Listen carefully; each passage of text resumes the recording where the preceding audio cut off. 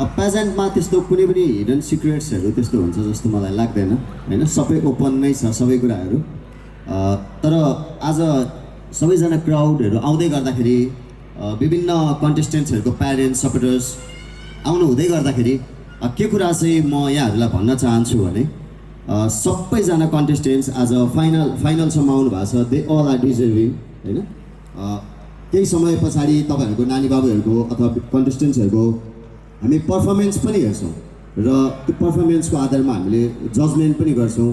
र एउटा के कुरा चाहिँ म सबैजनालाई अनुरोध गर्न चाहन्छु भने हामी जज प्यानलबाट अत्यन्तै हामीले फेयर जजमेन्ट गर्नेछौँ र कहिले हारिन्छ कहिले जितिन्छ होइन, यो एउटा लाइफको चाहिँ अप्स डाउन्स जहिले पनि आउँछ। तर त्यो कुरा चाहिँ हामीले सिकिन्छ र त्यो कुरालाई चाहिँ सबैजनाले एक्सेप्ट गरिदिनु होला भन्ने अनुरोध गर्न चाहन्छु।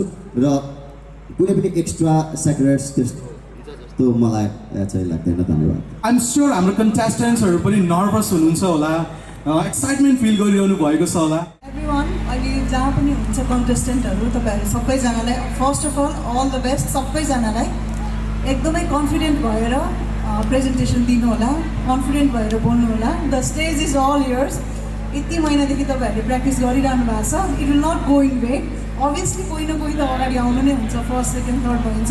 तर जो पनि यहाँसम्म आउनु भएको छ अभियसली केही न केही आफ्नो एकदमै हार्डवर्कले गरेर आउनु भएको छ। That will not go in vain. All of you congratulations. यस डेफिनेटली लिडरसिप क्वालिटिज, नेतृत्वको विकास यस्तो प्याजेन्ट्सहरूको कति महत्त्व रहन्छ होला त? धन्यवाद दर्शकजी। यस्तो कार्यक्रमहरू आयोजना गर्नु अनि नानीहरूलाई पार्टिसिपेसन गराउनु, जो आमा बुवाहरूले सोच्नुभयो पार्टिसिपेट गर्नको लागि पठाउनु भयो। यहाँ धेरै ट्रेनिङहरू हुन्छन्। ट्रेनिङहरूले पर्सनालिटी डेभलपमेन्ट पनि गराउँछ, लिडरसिप क्वालिटीलाई पनि बिल्डअप गर्छ। र पक्कै पनि यो कुरा तपाईँहरूले अब एकैछिनमा यहाँ जुन चाहिँ नानीहरू प्रेजेन्ट गर्नुहुन्छ त्यतिखेर थाहा पाउनुहुनेछ। Thank you. ओके, सो तपाईँलाई मेरो प्रश्न के रहेको छ भन्दाखेरि चाहिँ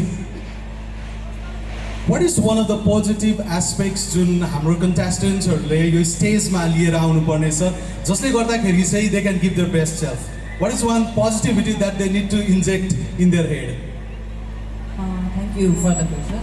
अब मलाई चाहिँ के लाग्छ भन्दाखेरि यसमा सबैभन्दा ठुलो रोल खेल्ने भनेको कन्फिडेन्सले हो है। Confidence make the people to do their best at their position.